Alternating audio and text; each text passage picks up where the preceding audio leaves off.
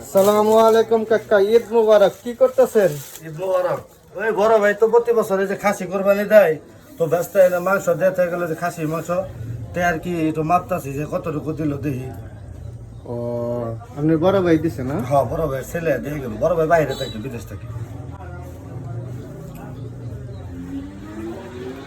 ঠিক আছে।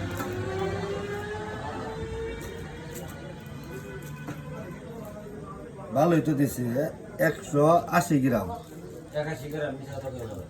না 81 গ্রাম, 82 গ্রাম আর কি, না?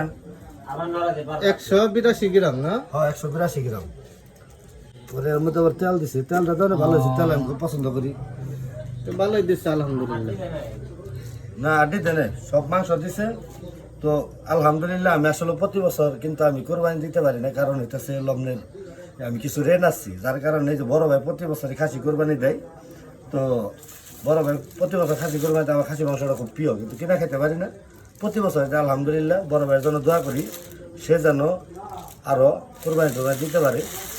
আপনারাও দোয়া করেন বড় ভাইয়ের জন্য।